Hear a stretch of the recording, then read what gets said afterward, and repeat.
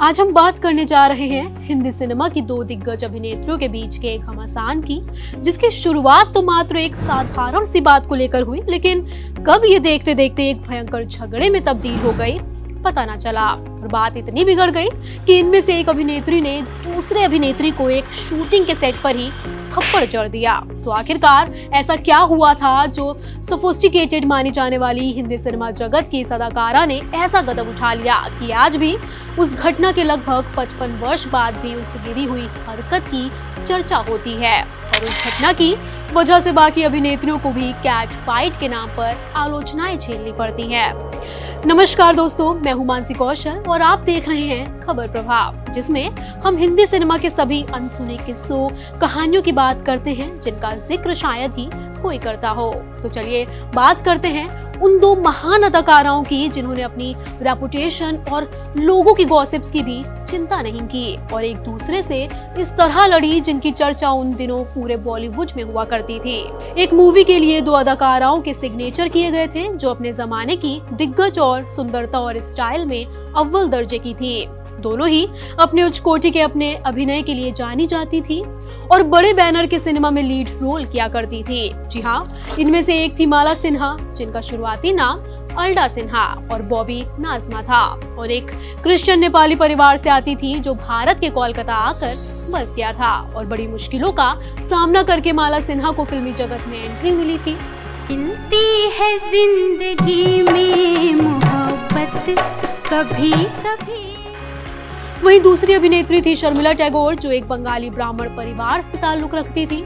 मात्र 15 वर्ष की उम्र में बंगाली फिल्मों से करियर की शुरुआत की थी और फिर हिंदी सिनेमा जगत में भी बेहद कम वक्त में ही मशहूर अभिनेत्रियों में शुमार हो गए।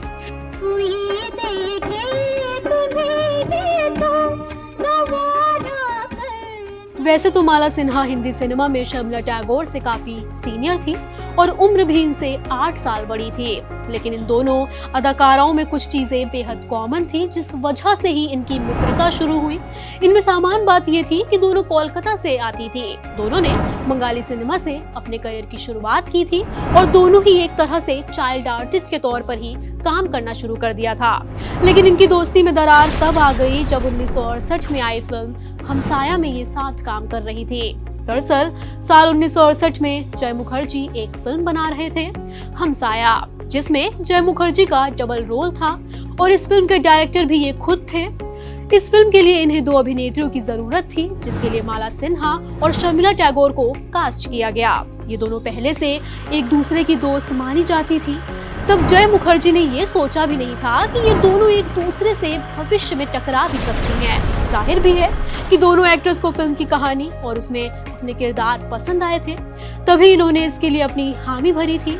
पर जैसे जैसे फिल्म शूट होना शुरू हुई, इन दोनों में कुछ विवाद सामने आने लगे। शुरुआती दौर में ये झगड़ा खुलकर सामने नहीं आया था, बल्कि कोल्ड वॉर की तरह फिल्म के सेट पर चल रहा था, जिसकी जानकारी वहां के क्रू मेंबर्स को ही थी। लेकिन धीरे धीरे ये झगड़ा बढ़ने लगा और दोनों को एक दूसरे से भयंकर कॉम्प्लेक्शन होने लगा। फिल्म में किसकी भूमिका ज्यादा प्रभावी है, या किसकी डायलॉग ज्यादा अच्छे हैं, या किसके हिस्से में अच्छे गाने आ रहे हैं, इन तमाम बातों को लेकर दोनों के बीच कंपटीशन शुरू हो गया। एक दिन फिल्म सेट से इनकी एक खबर सामने आई कि आज कॉस्ट्यूम को लेकर दोनों में खूब तनातनी चली है। माला सिन्हा को लगता था कि शर्मिला को उनसे अच्छे कॉस्ट्यूम पहनने के लिए दिए जा रहे हैं, दुआ देने यहाँ अपना तो क्या देगा। जबकि शर्मिला की भी कुछ ऐसी ही शिकायत थी और फिर दोनों अपनी ज्वेलरी और हर एक चीज की तुलना उस फिल्मी सेट पर करने लगी। डायरेक्टर मुखर्जी इन दोनों को उस सेट पर अलग रखने की कोशिश करते, खासकर तब जब एक महत्वपूर्ण टकराव वाले फिल्मी सीन को फिल्माया जा रहा था। मुबारक हो तुम्हें ये प्यार ये घड़ी। लेकिन सारी कोशिश नाकाम साबित होती गई। धीरे धीरे इन दोनों ने फिल्म के क्रू मेंबर्स और बाकी कलाकारों को लेकर भी गुटबाजी करना शुरू कर दिया। अब इसी फिल्मी सेट पर दो ग्रुप बन गए। कुछ शर्मिला की तरफ गए तो कुछ माला सिन्हा को खबरें पहुंचाना शुरू कर दिए। इस तरह दिन प्रतिदिन सेट का माहौल लगातार बिगड़ता चला गया। इन बेहद हसीनाओं का ये कोल्ड वॉर तब हॉट फाइट में बदल गया जब माला सिन्हा ने एक फिल्म के सीक्वेंस के दौरान कथित तौर पर शर्मिला टैगोर को थप्पड़ जड़ दिया। अब इस तरह की परिस्थितियों के बीच फिल्म के एक्टर डायरेक्टर जॉय मुखर्जी किस हाल में होंगे आप समझ ही सकते हैं। बताया जाता है कि जॉय मुखर्जी और बाकी फिल्म की यूनिट के लोगों को बीच बचाव करना पड़ा, तब जाकर दोनों अलग हुए और किसी तरह झगड़ा बंद हुआ। लेकिन उस दिन के आगे की शूटिंग को रद्द करना पड़ा और सेट से लेकर बाहर तक गॉसिप्स का दौर तेज हो गया। अब इस फिल्म को जॉय मुखर्जी ने कैसे पूरा किया इसकी स्पष्ट जानकारी तो नहीं है, लेकिन इसमें काफी मुश्किलें झेलनी पड़ी होंगी ये तय है।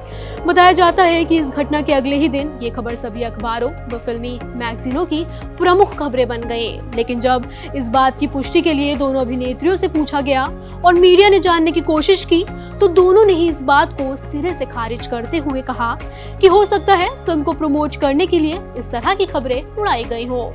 बाद में माला सिन्हा ने भी थप्पड़ वाली इस कहानी के बारे में जिक्र करते हुए एक इंटरव्यू में कहा कि ऐसी अफवाहें फिल्म के प्रचार के लिए एक कोशिश मात्र थी।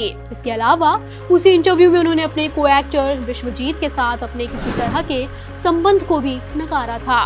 ये विश्वजीत वही थे जिनके साथ उन्होंने तकरीबन 20 फिल्मों में काम किया था और दोनों के अफेयर के चर्चे उन दिनों आम थे। वैसे शर्मिला टैगोर ने भी बाद में मीडिया के सवाल पूछने पर ऐसी किसी थप्पड़ वाली घटना को लेकर इनकार किया था। हालांकि शर्मिला टैगोर और माला सिन्हा के बीच ये लड़ाई कोई अकेली घटना नहीं थी। सालों बाद जब शर्मिला टैगोर और राखी ने यश चोपड़ा की मूवी दाग में एक साथ अभिनय किया तो उसमें भी माहौल वैसा ही टेंशन वाला हो गया था। अरे आप नमस्ते। सेट पर शांति बनाए रखने के लिए यश चोपड़ा को दोनों अभिनेत्रियों को लगातार समझाए रखना पड़ता था। फिल्म इंडस्ट्रीज के अंदरूनी सूत्रों के अनुसार काका यानी राजेश खन्ना ने इन दोनों की लड़ाइयों में घी डालने का काम किया था। इस अभिनेता ने इन दोनों अभिनेत्रियों के मध्य गलतफहमियां पैदा करने का काम बखूबी किया और दोनों की कैच फाइट का मजा लेते रहे।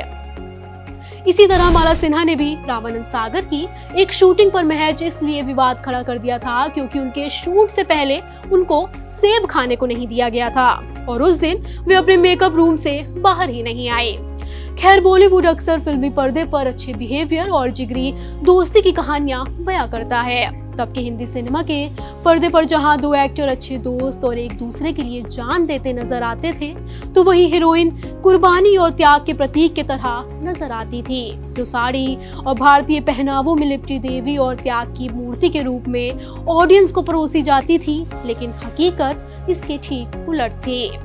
ज्यादातर एक्टर और एक्ट्रेसेस एक दूसरे के खिलाफ साजिश रचने, अपशब्द कहने और फिल्मों में एक दूसरे का रोल कटवाने में लगे रहते, यानी फिल्मी पर्दे पर आदर्शवादी और रियल लाइफ में मुखौटावादी। मैं गले लगा लूं, वो हसीन दर्द दे दो। हालांकि सभी फिल्मी स्टार्स के लिए ऐसा नहीं कहा जा सकता है क्योंकि मीना कुमारी, सुनील दत्त, प्राण, मनोज कुमार और मोहम्मद रफी जैसी फिल्मी हस्तियां भी रहीं जिन्होंने बॉलीवुड में सबकी मदद की और दोस्ती निभाई।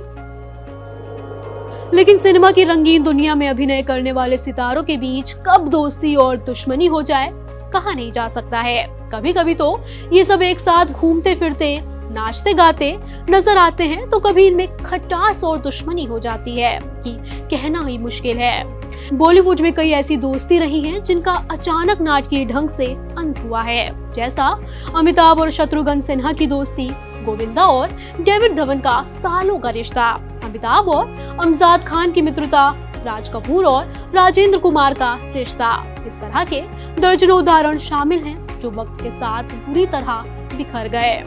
तो दोस्तों, इस पर आपका क्या कहना है? हिंदी सिनेमा यानी बॉलीवुड में इन लड़ाइयों की वजह आप क्या मानते हो? कमेंट करके अपनी राय अवश्य दें और हाँ, हिंदी सिनेमा यानी बॉलीवुड के अन्य रोचक किस्सों के लिए हमसे जुड़े रहें और हमारे चैनल को लाइक और सब्सक्राइब अवश्य करें।